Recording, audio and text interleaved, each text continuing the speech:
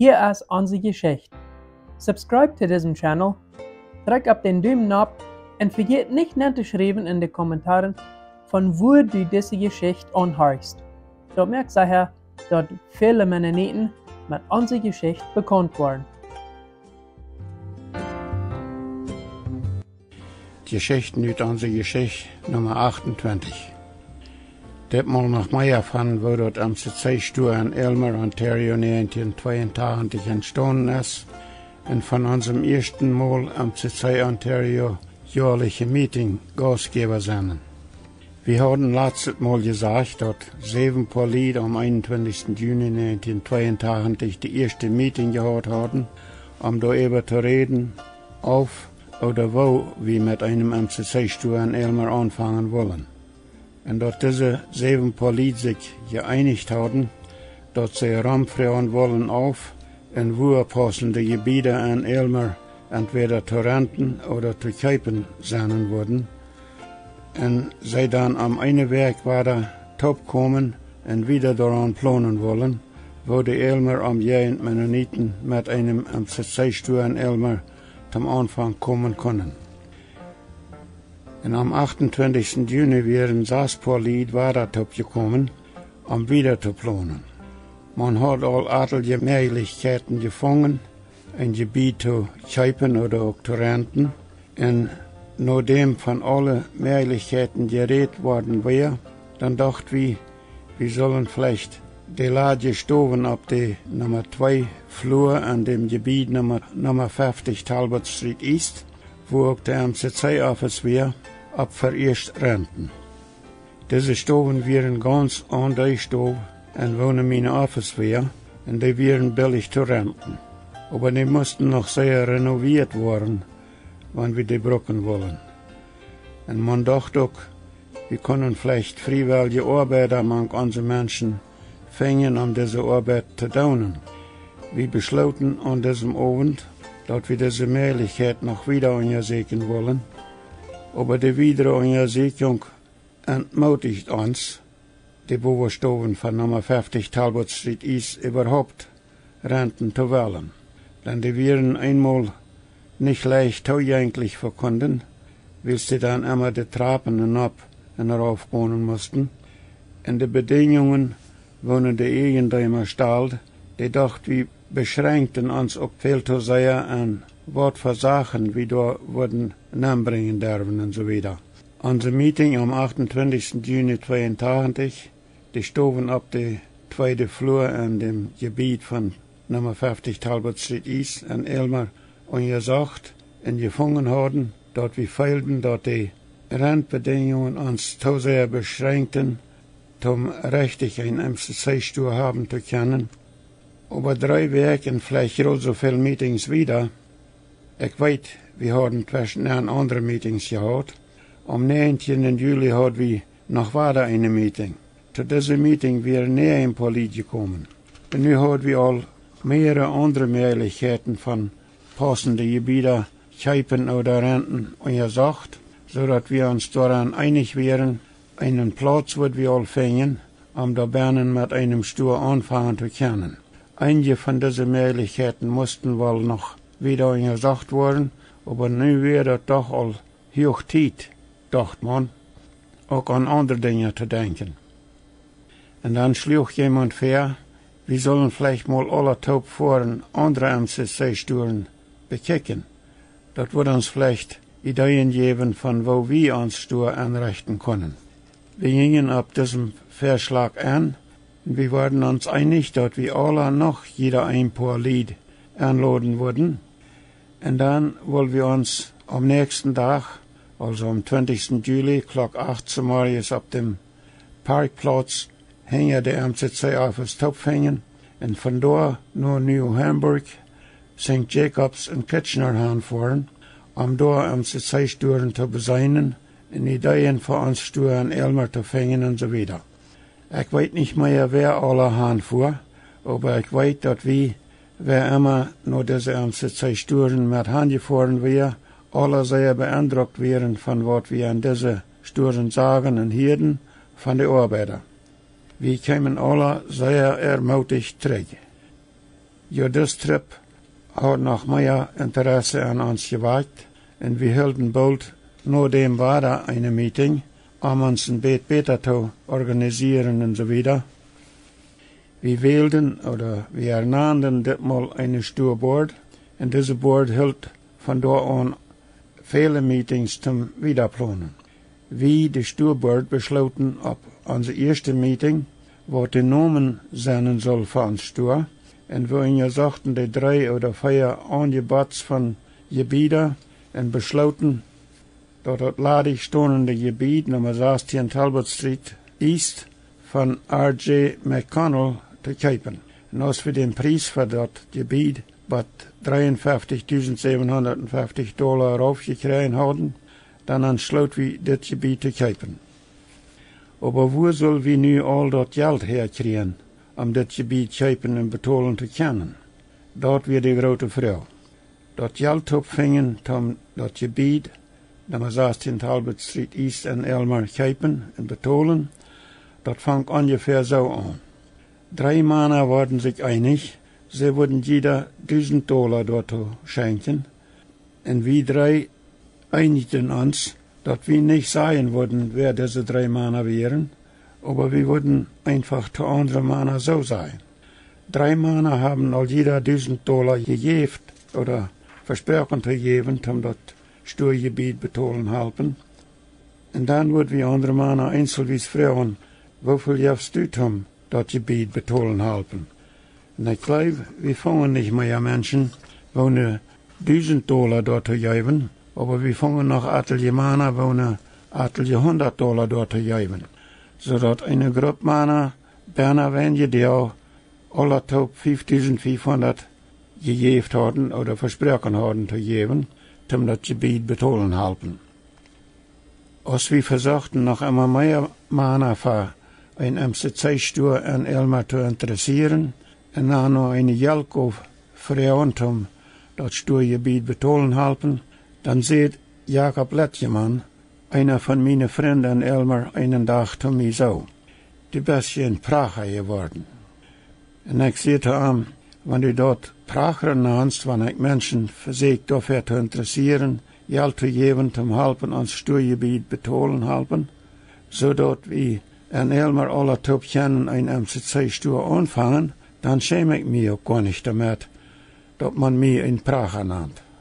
In Bet Lothar vertelle ich je was davon, wo dort groot mein Freund Jakob Lettjemann war, wo noch, als wir in unserem Steuergebiet viele Verbesserungen machen, meistens mit freiwilligen Arbeiter, die dann bald mehr freiwillige Arbeit tut, als ich selbst war. Aber nu erst was davon, wo die lokale Gurkensortierer, etliche Gurkenformer und Gurkenpleckerfamilies uns auch damit helfen, dass wir das Steuergebiet betalen können.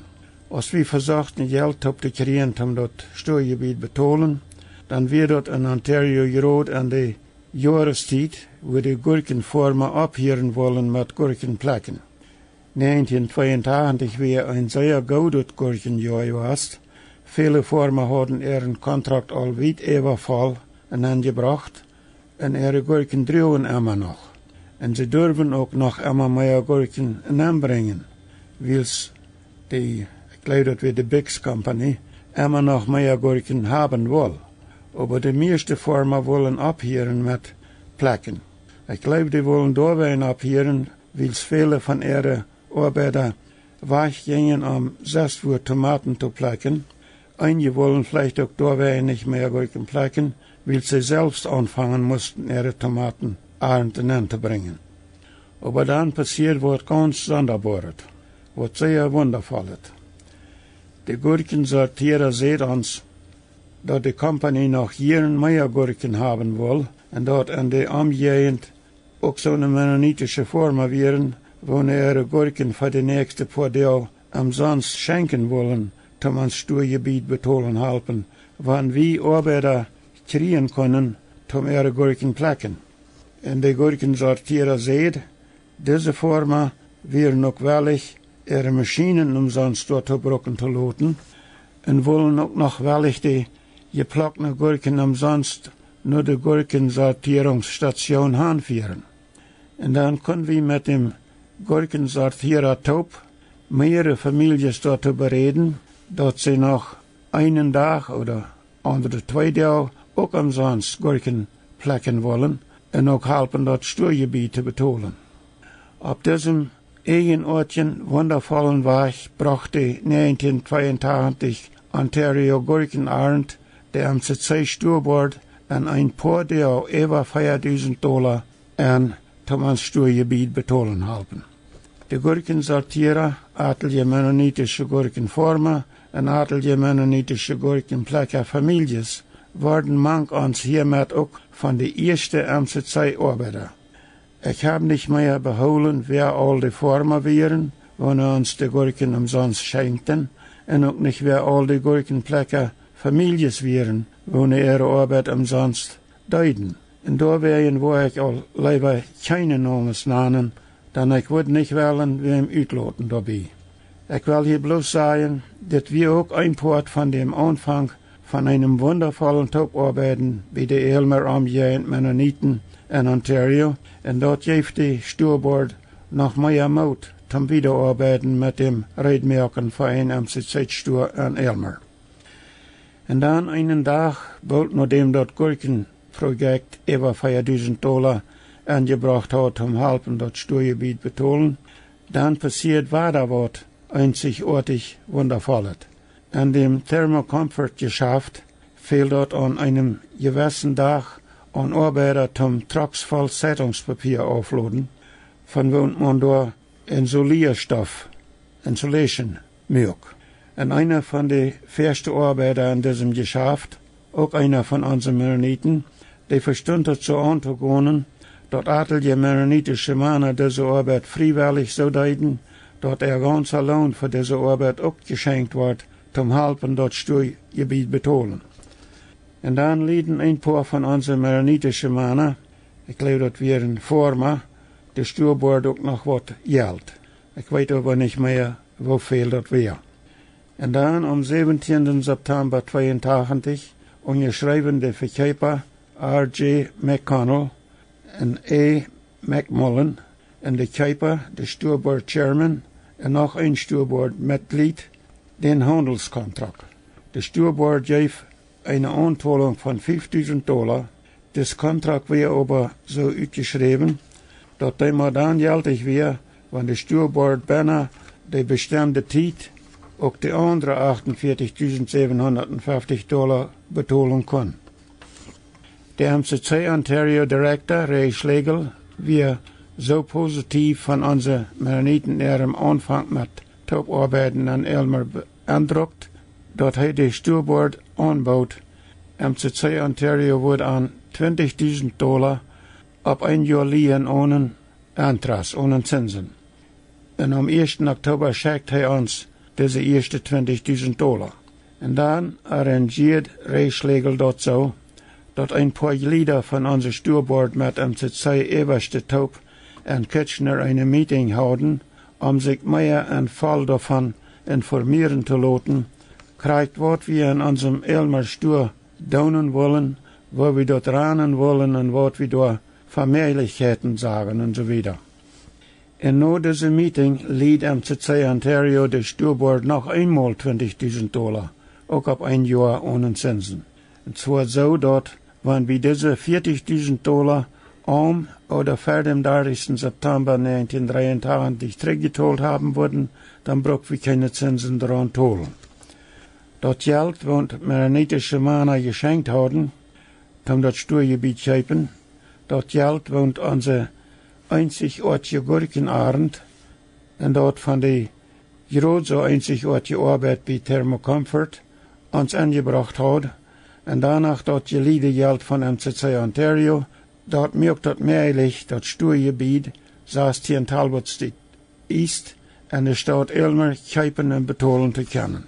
Ich habe nicht genaue Beweise dafür, kriegt wann ja alles gesetzlich so umgeschrieben worden wäre, dass das Gebiet der Mennoniten gehört und der Elmer umgehend. Aber ich habe eine Kopie davon, dass R.J. McConnell und A. McMullen, die Bewohnerin Noelle Steinhoff, wohnen in dem Apartment auf der zweiten Flur in unserem neu gekauften Stuhlgebiet wohnt, am 29. Oktober 82 so schreibt.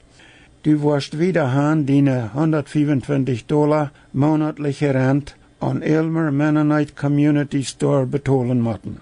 Also vor dem Ende vom Monat Oktober 82 je hier diese Hälfte vom Stuhlgebiet 16 Talbot Street East wohnt R.J. McConnell und A. McMullen, was dann geehnt hatten, unsere Mennoniten, gemeinsam mit Stuhr. Und R.J. McConnell verspricht die Sturbord, beim diesen Handel fertig merken, dort, wann er vielleicht all nur wenige Jahren in den Ruhestand treten, Retirement nehmen würde, und sehen McConnells Menswear geschafft abgeben würde, und dann die andere Hälfte von dem Stuhlgebiet, Nummer 20 Talbot Street East, auch wird verkaufen wollen, dann würde er uns das erste die Gelegenheit geben, auch diese Hälfte vom Gebiet zu kaufen. Er hält sein Versprechen, und wie Aylmer Mennonite Community Store kauften, als er retired, auch diese andere Hälfte vom Gebiet. Wir waren 1982 noch gar nicht gescheit Reichtum in unserem Aylmer Mennonite Community Store bei 16 Talbot Street East in Aylmer anfangen zu handeln, dann brauchten die Menschen uns nicht mehr aus der Aylmer umgehend, aber von so weit auf aus Port Rowan all viel gebrauchte Kleider und allerhand andere Sachen. In alle nicht mennonitische Frühs in Aylmer raubten mir an meine Office an und fragen mich, was uns motiviert, das Stuhl haben zu wollen. Sie wollen von mir hören, wo wir die Stuhlarbeit finanzieren wollen und wozu der Profit, der Verdienst, das verdiente Geld gebraucht worden soll und so weiter. Und dann vertalte ich diese alle Frühs so ein Bett, wo in Ontario all in verschiedene andere Städte MCC-Sturen wären und wo die ihre verdiente Gelder nur dem MCC Ontario angeben, nicht nur in Ontario, aber auch in verschiedene andere Länder in der Welt auf verschiedene Wege zu helfen. Und wenn ich dann sehe, dass wir das auch ungefähr so tun wollen, als andere MCC-Sturen dort deuten, dann sieht manch eine Früh ungefähr so. Das ist ja wundervoll. Dann weiß ich, was ich mit meinen gebrauchten Sachen wieder tun will, wenn ich die nicht mehr brauche und die loswerden will. Dann brauche ich die wieder nicht mehr normal führen lassen. Dann dort so zu tun, das hat mir immer sehr schwer gefallen. Und nu will ich meine Sachen wieder gieren schenken, wenn ich die loswerden will. Und als uns MCC-Stuhl in Aylmer eine Operation wäre, dann möchte ich das bald, dass viele Menschen in der Umgegend unsere Mennoniten anfangen, ein bisschen anders zu sein. Und nu erst wird davon, wo unsere Mennoniten im November 1982 zum ersten Mal der Host oder der Gastgeber waren für die MCC Ontario jährliche Meeting in Aylmer, Ontario. Das OMIAC-Komitee in Süd-Ontario existiert 1980 all, als meine frühen ich im Oktober nach Aylmer kamen.